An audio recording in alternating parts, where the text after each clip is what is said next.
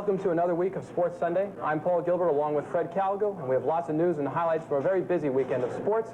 So let's take it right from the top and go to college football. Fred, how did the top 5 teams in the nation fare this week? Paul, looking at how the top 20 fared Saturday, number 1 Alabama ranked over Vanderbilt, or a roll over Vanderbilt in an SEC contest, 41-0 in Tuscaloosa. I'm Mike Bogat along with Fred Cowgill, and tonight, Fred, the big story has to be the National League baseball races. Yes, Mike, it seems like no one wants first place. Both the Pirates and the Phillies have been constantly losing. The West teams have a field day with them. But tonight they face each other. Let's go to Veterans Stadium, Philadelphia. And right now in the studio is with us the owner of the Atlanta Braves and also Cable News Network, Ted Turner. Ted, what's been going on with the Braves? Why are they 12-0? Well, we have most of our players have come up through the Braves minor league system, and we've just kind of been hanging with them the last few years while I got the experience to go out there and win. We've known we've had a winning team. It was just a question of time when they got it together. Fred Cowgill is standing by now, Ray, and as usual on a Sunday, lots of sports action, especially baseball, Fred. The most exciting division in baseball. How about the American League West? 3 teams knocking heads for first, 2 at it today. First place, California, a half game ahead of Kansas City. And for the Angels today, it was all power. Juan Beniquez, so long. Well, I think we should say, before Fred entirely leaves the building, that he's heading up to Rochester to be a sports anchor up there, and we do appreciate his pioneering efforts here at Cable News Network. He's been here since the beginning, and this was his last night, Ray. Goodbye and good luck. Rochester, a great sports town with a team for every season, and Rochester's team for all seasons, Perry Williams and Fred Cowgill, 13 Eyewitness Sports. Perry Williams, the no-nonsense approach. So thousands came out for this weekly battle, a driver versus driver and machine against machine. Fred Cowgill, Rochester's newest TV sportscaster. But the big question remains unanswered. How this transfer of power affects you and me, the fan. Perry Williams at 6, Fred Cowgill at 11, together, part of the 13 Eyewitness News team, looking out for you.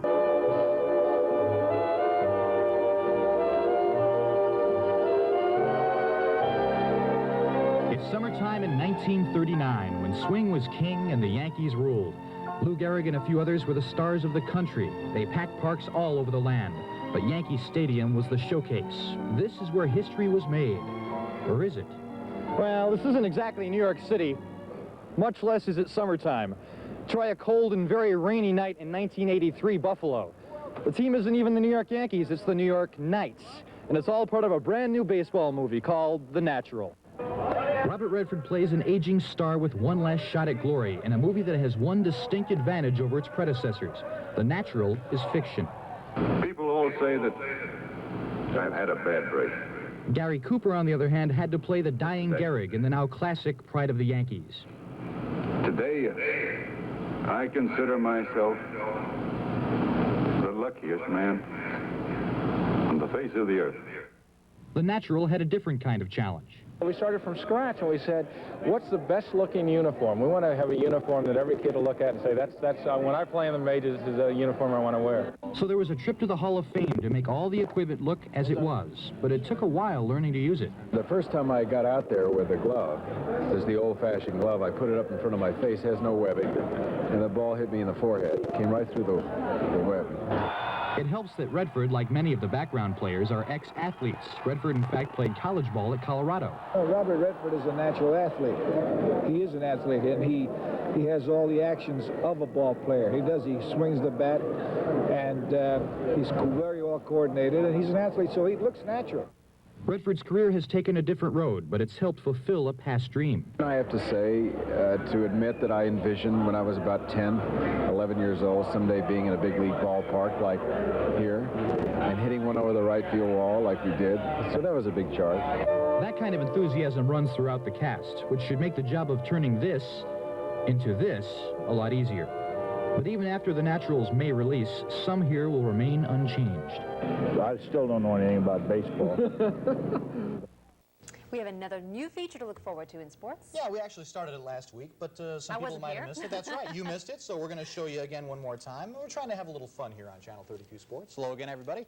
Our new feature on Tuesdays at 6 on Channel 32 Sports is The Highlight Zone, a chance to have a little fun with the highs and lows of the games that people play.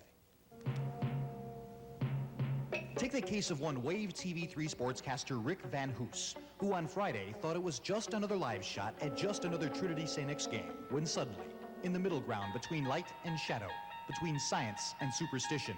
Got a cameo visit from a Channel 32 video pirate and entered the highlight zone. For your inspection, our picks of the week. None better than this one from the Battle of the Shillelagh.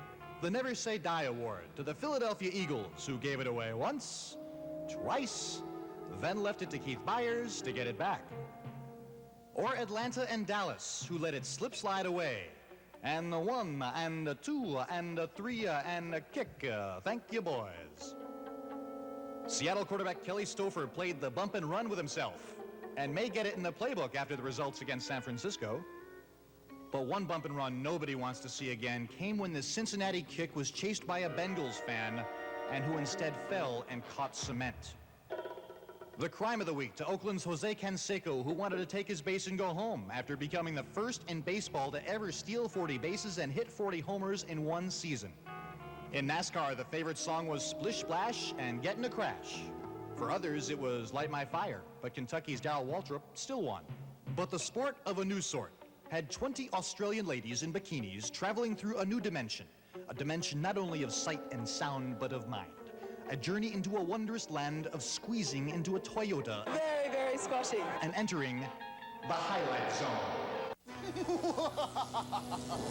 I've finally done it! Now, the final ingredients. Liquid highlight zone. Enough! Concentrated friends, fun and games. Perfect! He does it just for the sport of it. Fred Cowgill, the Sports Savage. Weeknights at 6 and 11, only on Channel 32 News.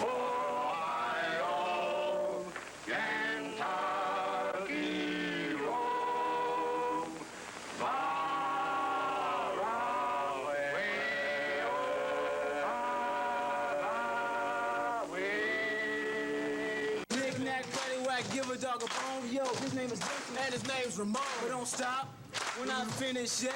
You'd be singing too if you'd just gone from winless to winner in just 3 years. All after Steve Haig took a manual head coaching job nobody else wanted. We're real satisfied and happy with their effort and just feel fortunate that we're lucky that the kids have grown up the way they have. Rockin' all around the game. Rockin' the beat, the Tigers will be tame. But the litmus test comes tonight, when the Crimsons try to live up to their advertising by beating heavyweight St. X for the first time in over a decade. So, for being one of the best high schools in Louisville, it's DuPont Manual, Channel 32's Game of the Week. Just gonna prove how good we are. So you got something to prove? We got something to prove, yes, sir. You're gonna do it tonight? Do it tonight, 8 o'clock.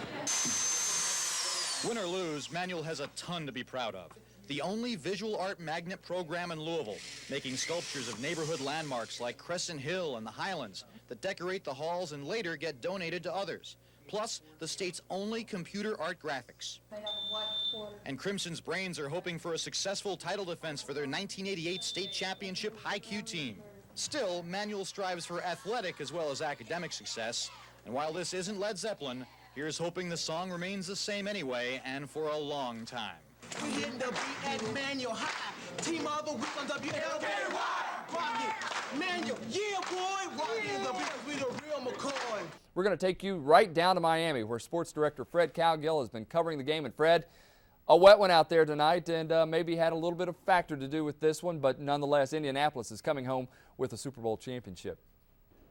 I agree with you, Keith. I think weather was a huge factor. You may be able to see the rain through the lens right now. It's been raining nonstop virtually all day, and it got really heavy throughout the game, and it was a definite factor in the game. Hello, Keith. Hello again, everybody. Welcome to South Florida Dolphin Stadium, where we saw a tremendous Super Bowl 41. We're roughly 2 hours after the game. Let me step out of the picture for a second. Our photographer, Greg Burris, just looking around. Look at all the people still doing live shots. Look at all the people still walking up, taking souvenir shots up on the championship podium, where roughly 90 minutes ago, Peyton Manning, Tony Dungy were up there with the Lombardi Trophy, signifying the NFL championship, first in modern times for the Colts, just the second in club history, the first since the Colts got to Indianapolis back in 1984. You know, I think personally this is a story of nice guys can finish first. Tony Dungy and Peyton Manning, two of the nicest guys you'll ever see, and the Colts collectively, just wonderful to cover this week in our stay in South Florida. The bottom line to this game, I think, three things. Certainly the weather was a huge factor. Lots of fumbles. The Colts won that battle ultimately at the end of the day. The running game for the Colts, certainly outstanding. The running game was key. Manning was certainly good, but, I mean, the running game really kept the offense going in times of things weren't going so well, and especially the defense. The Colts known for their offense. Everybody thought this was a Peyton Manning show, and the bottom line, this was a collective team effort. Reaction from the Colts. And that's been our theme all year. We have won as a team. Everybody did their part. There was no panic. Nobody ever gave up. We stayed calm throughout the entire game. Truly won this championship as a team, and I'm proud to be a part of it. I didn't think the weather let both teams play the game that they could play, but I really appreciate what he's done in Chicago, the way he does it, the type of person he is, and they're going to get their championship soon. It was our day today. I'm just glad I was able to make the play, and just like I'm saying, I'm speechless right now. I'm going to be Super Bowl champs. That's the best thing right now. How big did that ball look? It looked real big, and my eyes got big, and I was just like a balloon, and I was just, I'm just so blessed that I had the opportunity and able to make the play. Nah, it doesn't seem real, man. You still, the whole week it's been a dream, you know, a dream come true, and you know, just get so close, you know, that the years past that I've been here, and then opportunity to win this game, man, it's just a joy and it's a blessing. It wasn't the game that some people might have expected. It wasn't Peyton Manning throwing for 7 touchdown passes or anything. It was a total team effort, and that brings up the topic of next year. The Colts win 16 games in 2006 through the 2007 Super Bowl, and now what happens on the way to Super Bowl 42. The most interesting comments in the postgame were from Dungy and from Manning, talking about the reaction of, you know, now that you've got that label off your back of not being able to win the big one, they both said, you know what, now they're going to say we can't win 2 in a row. These guys possibly can. They certainly showed a great deal of talent tonight. When things didn't go their way, they took a punch and got back up. From South Florida, I'm Fred Cowgill, WLKY, News Channel 32 Sports.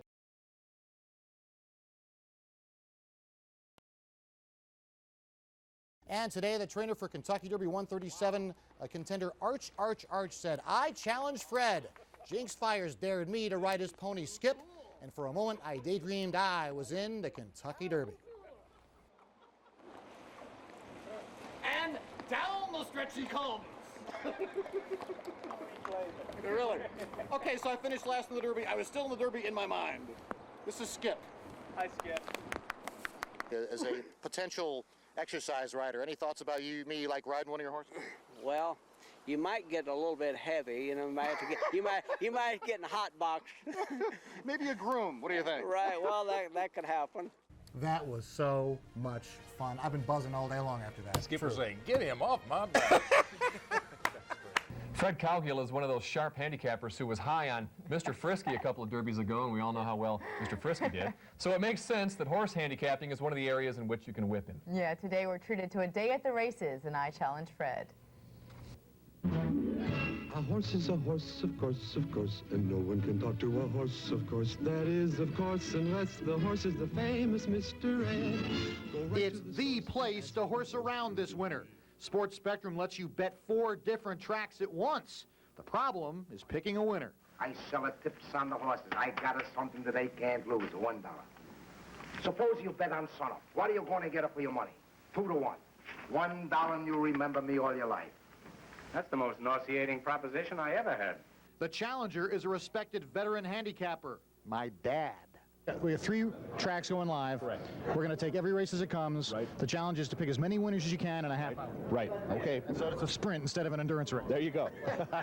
And of course, I mean, you're my dad, so I mean, I'm sort of stuck in it. Yeah, you'll probably, you know, give me a little bit of an edge, but not too much. Like I've got a choice. Like you've got a choice, right. Go right to the source and ask the horse. He'll give you the answer that you endorse. He's always on a steady course. Talk to Mr. Ed. My dad takes the early lead with the win in the 6th at Gulfstream. I tie him with the win in the 5th at Turfway. Eyes a gent nearing the wire. It's Connecticut drawing away. My dad's back in the lead with his 2nd win of the day in the 5th at the New Orleans Fairgrounds. My dad and I both picked the winner in the 7th at Gulfstream. So my dad leads 3 wins to 2 going into the last race, the 6th at the Fairgrounds. When my choice, the 7, Brushing Gloom, beats my dad's choice. The challenge ends in a 3-3 tie. Nice handicapping, son. You did a good job of that. I'm lucky, though. I mean, I came from dead last in the last race to get you. I mean, I thought I was dead. I thought I had you. I know, you were way in front. What, 6 lengths ahead at one point? Yeah, I know. I mean, here you are, and you're way ahead. I mean, you pick winners right away. I'm behind the whole match. That chalk, you know, it's tough to beat. Oh, wait a minute. Just because I pick favorites, I just said pick a winner. Since you're the long shot guy. You're correct. Picking a winner was the challenge. And politically correct in that we tied. Nobody beat anybody else. So father and son get along for a long time. That's right. I have been right in the middle of those two, handicapping along with them, and I can tell you Fred's dad's one of the finest men you'll ever meet, and they're both good at what they do. Rick, I've always said that I was a misplaced Louisvillian at birth. It took me 28 years to find my way home to Louisville. I mean, actually, I was born about 30 miles north of here in a place called Pomona, New York, and I went home this week. Take a look. The sign of the times at Ramapo Senior High School isn't much different than it was in 1975. The Griffins are still competitive in Rockland County academically and athletically. And my old golf coach is still entertaining students. Clark Berkins looks a lot different now than he did 21 years ago. But his memory is still quick, recognized me in spite of my yearbook picture, and remembered the worst moment of my athletic career. Fred was playing, I told you guys before, he was playing the golf match for Ramapo one day at Blue Hill. We came to the 8th hole, and the 8th hole is a par 3. Yeah, for some people. And what he did was he put, on the scorecard, he put a 1 in front of the 3. So it was 13. He made a 13 on the hole. One of my old golf teammates is Seth Mencher. He's on the right, next to that former pro and current hacker. Today, Seth's an optician, but he finally remembers our endless summers together. I tell people that you and I would go up on a Saturday and Sunday morning, and we would take a golf cart. We'd be the first people out, and we would play 18 holes, get done, grab a little bite to eat, go back out, play 18 more holes, get done, go in and get something else, and go back out and play. We used to play 54. We used to wear the carts out all the time. It would be amazing. People used to think we were nuts.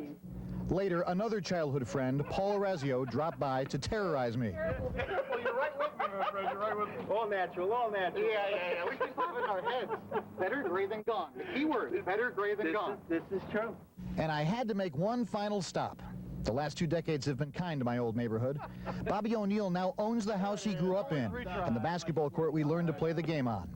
He's on the right, next to a former quarterback and future sportscaster, when we dreamed of being the next Rick Barry, or maybe Jerry West. We were kids when we were like, and we're talking like 1969, 1970.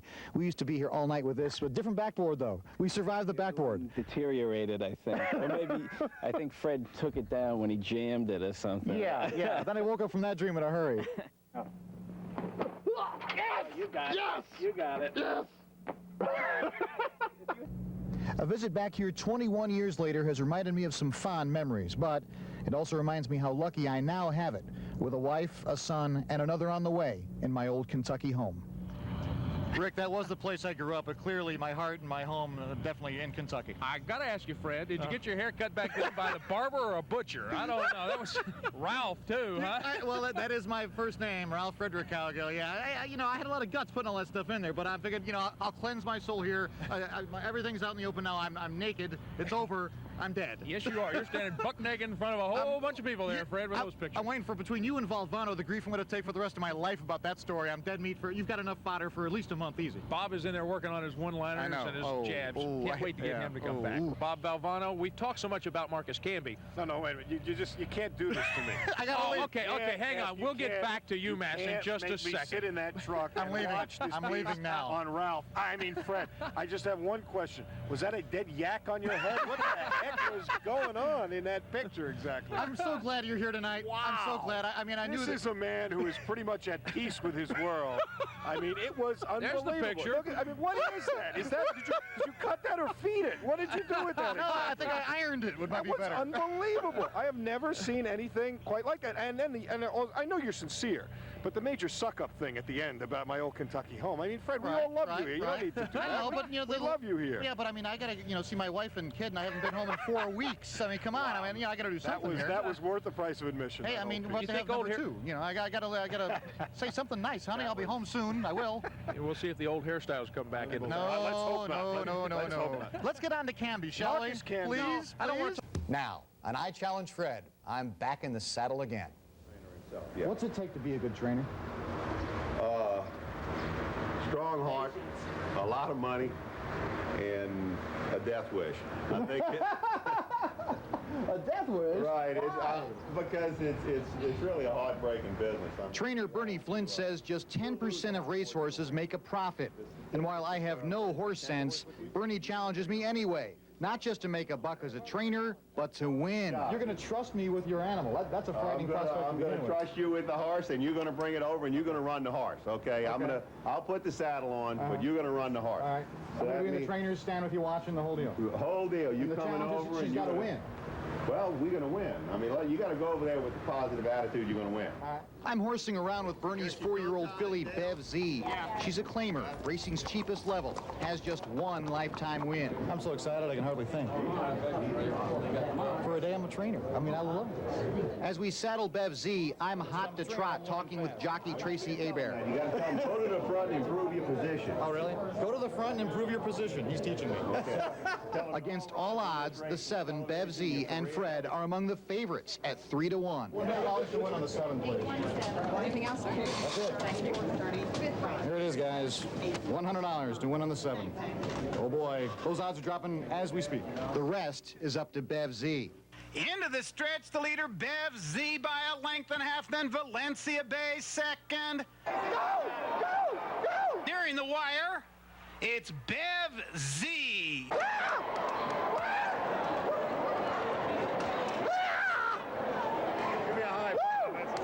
Every picture tells a story, and this one's worth 1,000 words. No, I'm taking the money and I'm running. I'm running big time. I'm unbeaten in my career, and I'm out of here. Here's to you. Fred, good luck in your career. I'm speechless. To Churchill Downs. The sweet taste of success. I cannot tell you in words the kind of emotions I feel even watching that thing. Hey, you can join the fun in this thing, too. I Challenge Fred is so much fun. You got to write me with your favorite idea. Write me at P.O. Box 6205, Louisville, Kentucky 40206, and let's see if we can get together for one. So how much did you clear on that bet? $1 or $2. or maybe 100 or 200 or 300. I would yeah. say. Actually, for a $100 bet, I got back $430. Good. You can finish paying off that student loan, Freddie. Thank you, pal. The money's not the point. It was the fun. Sure. Had to be rigged. Had to be rigged. You may not believe this. I know it's hard to believe. Fred's just a Kentucky hillbilly like the rest of us, except that he did grow up in New York. Oh, yeah. In 1967, a doubleheader with the Indians, bat day, I fought to get a Mickey Mantle baseball bat. It still sits in my closet. Here in Louisville. Big day for you. Mickey Mantle is my biggest hero, really, no question. It's a great honor to even see him here. Hello again, everybody. The Heroes of Baseball, Old-Timers, All-Star Game, and Card Show hits Louisville this weekend with some of the biggest names that have ever played the game. One living legend that's already here is Yankees Hall of Famer Mickey Mantle. He has been nice enough to join us live from Cardinal Stadium. Mickey, welcome to Louisville. Thank you, Fred. You know, you've been out of the game like 20 years now, yet you remain among the most popular guys ever to play the game. Why do you think that is? I got no idea. When I first quit, when I first retired in 1969, it was like Mickey Mantle just kind of died away, you know, for like 2 or 3 years. I had Mickey Mantle country cooking and a bowling alley, and nothing ever worked. Then all of a sudden, the baseball memorabilia started coming out, and for some reason or other, I guess it's guys like you that... But anyway, I've got no idea what made it happen. Mickey, but I'm proud. It's great to have you here. You know, the Old-Timers Game and autograph shows are filled with huge names in the past, like Reds Hall of Famer Johnny Bench and yourself, of course. As we look at highlights of these guys, talk about why guys like you still participate in events like this. Well, I'm not really I'm not participating. I'm like here with Upper Deck Authenticated, and I'll be coaching first base or something like that. If I could still run, I'd be making about $10 million a year now. Yeah, no doubt about that. Salary, speaking of that, you made to like $100,000 a year in your prime. Barry Bonds now makes that in a couple of games. What does that do to the sport now? Oh, I don't know. When I was making $100,000 a year, I felt like I was overpaid then because like Yogi and Whitey and Hank and Moose, some of my best friends were not making half that much, you know, so I felt like I was overpaid then. Somebody asked me the same question, and they say, what's the difference between now and when you played? And I said, well, when I played, the players were stupid. Now I think the owners are. Yeah, agreed. Mickey, what about the future of the game? Surveys now say that football and basketball are becoming more popular than baseball. Well, I don't think that's true. Baseball's still the America's game. I don't care what they say. I live in Dallas. I have a box at the Rangers Stadium, and they have 30 or 35,000 people there all the time. And actually, they're not that good, to tell you the truth. But I don't think baseball's that bad. I mean, it's doing pretty good, to tell you the truth. Mickey, it's been a real pleasure. Great to have you in Louisville. Thank you very much for joining us. Thanks a lot, Fred. Okay, we'll see you. What a great guy.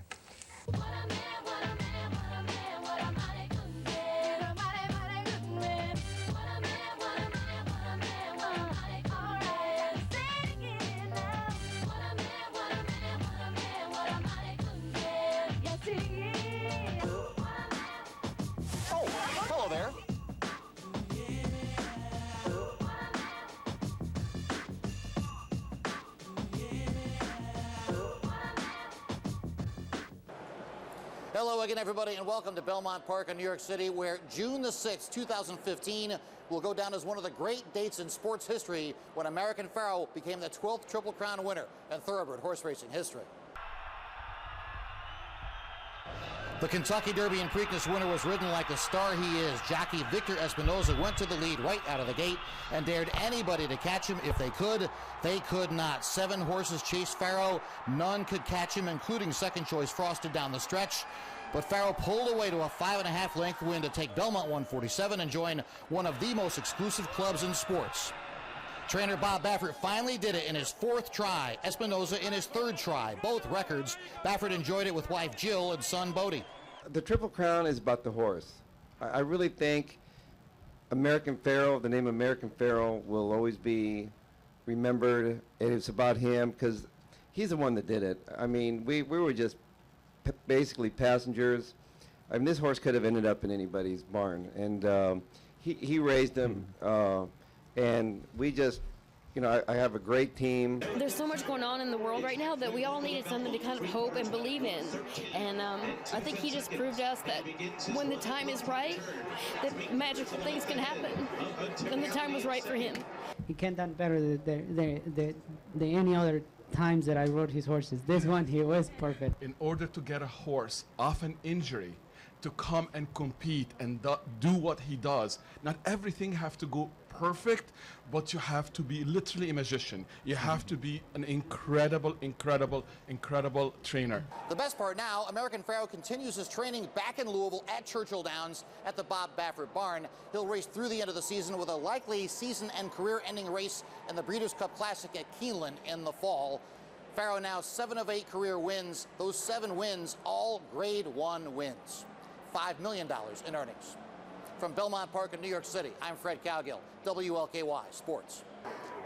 Hello again, everybody, and welcome to the Valhalla Golf Club, where September 21st, 2008 will always be remembered as one of the great moments in Kentucky sports history, maybe Kentucky in general, when a Team USA, which was a long shot to win this thing, beat Team Europe for the first time since 1999 in the Ryder Cup, and did it without injured superstar Tiger Woods. When it was over, the celebration was passionate, understandably so, with the city pummeled just a week ago by high winds, which still have people without power. The passionate celebration all pent up because these people were long shots to do it, anchored by Kentuckians Kenny Perry and J.B. Holmes, who sprayed champagne, waved the flag proudly, and talked about it. We start with the end of the story and their celebration and their reaction to winning the Ryder Cup.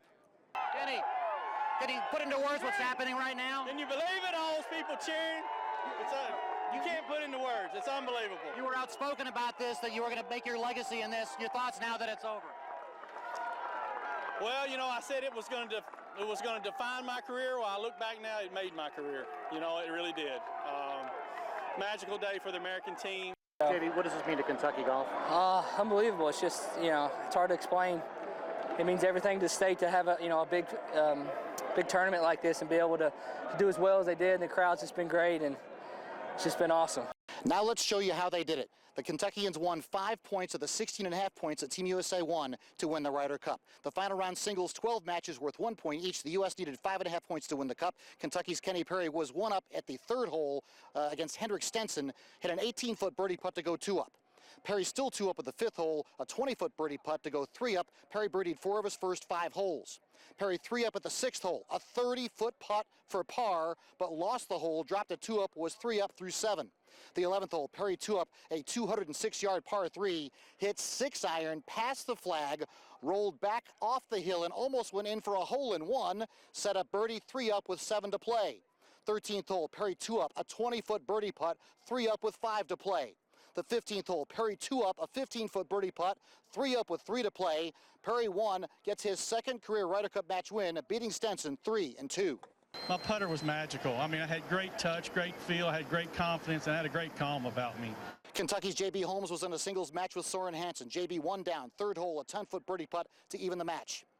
4th hole, still even. J.B. with a 352-yard drive at a par 4, reached the green, set up birdie, but no blood.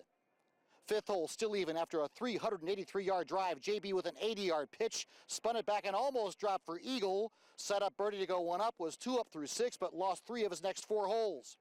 11th hole, suddenly was 1 down. J.B. with the par putt, back to even. 12th hole, all square. J.B. with a 30-foot par putt to keep it that way. 14th hole, still all square. J.B. with a 6-iron from 215 yards, hit the back of the green and rolled down, just missed a hole-in-one, set up birdie to go up 1 with 4 to play. 16th hole, the match was even. After a 380-yard drive, J.B. hit a 130-yard wedge to 15 feet, set up birdie to go 1 up with 2 to play. 17th hole, JB's second shot approach, just 76 yards after a drive of 400 yards. Got it to 4 feet, set up birdie to win his second career Ryder Cup match, 2-1. Man, it was so much fun. So it was great to be with those guys. After hosting a historic Ryder Cup championship win and 2 PGA championships, Valhalla Golf Course has now become one of the most important venues in American golf. From the Valhalla Golf Club, I'm Fred Cowgill, WLKY News. Hello again, everybody, and welcome to Churchill Downs, where Kentucky Derby 134 will be remembered for a decisive performance by the post-time favorite. We go to the videotape and watch Big Brown. The post-time favorite was 4 wide much of the way, stormed to the lead at the top of the lane, and never looked back. A big winner over second place 8 Bells. Big Brown proves history wrong. The first horse to win the Kentucky Derby off 3 lifetime starts since 1915, and the first to win it from post position 20 since 1929. Reaction from the principals as Big Brown paid $6.80 for a $2 win ticket. It was just the way that we envisioned things happening when we had a decision to draw 18, 19, 20, or the 2 insides.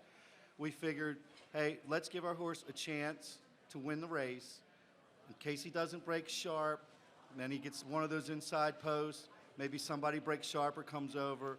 With the outside post, we were guaranteed a good trip.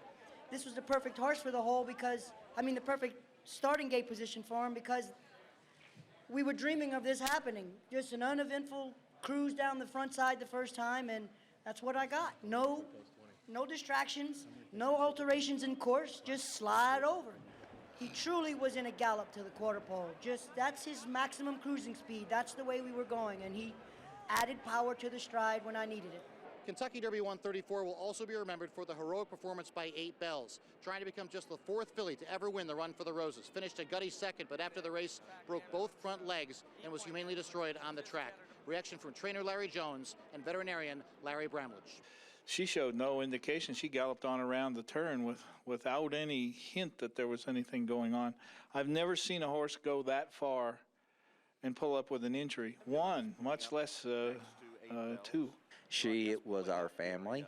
She's been with us for a year. A lot of great footage with Janine Edwards today on, I guess, will be my last ride on her.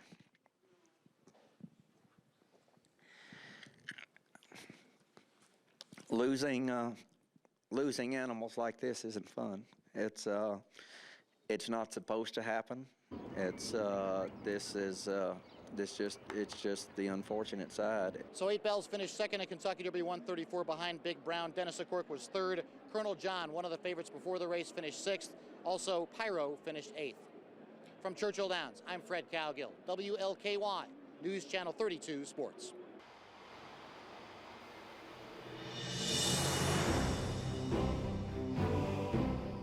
It is a time for brilliance.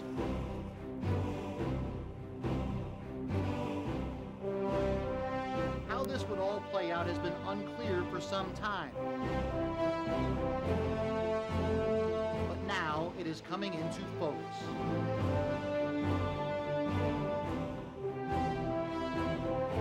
The United States hopes a new day is dawning on a new era in the Ryder Cup, where the American flag will fly the winner's flag.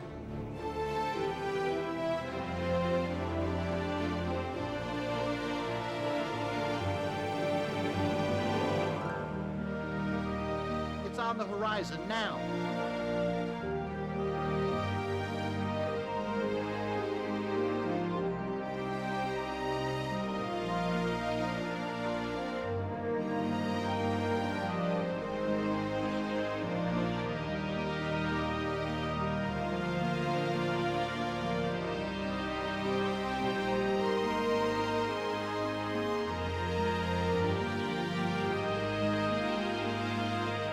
The opportunity is there, but the challenge is great.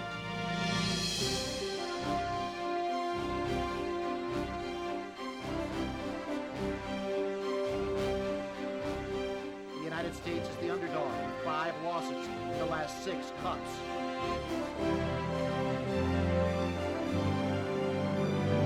But through adversity comes opportunity.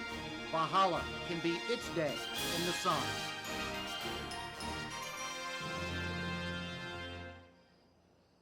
Those beautiful pictures from Chief Photographer Scott Eckhart and these beautiful pictures from WLKY's News Chopper and pilot Bill DeReamer. History being made in front of your eyes. You're getting a bird's eye view from WLKY's News Chopper. A huge time on the eve of the 37th Ryder Cup at the Valhalla Golf Club. Hello again, everybody. I'm Fred Cowgill. Welcome to the Valhalla Golf Club. And literally, this is a very special time. We've never seen it before here in Louisville, Kentucky. We may never see it again, at least in our lifetimes. This is a massively big event, equaling the Super Bowl, equaling the Olympics, at least for golf. This is the arguably biggest golf tournament on the planet, bigger maybe even than the Masters. Only happens every other year. 24 guys, 12 on 12. The United States against Europe in what is the Ryder Cup.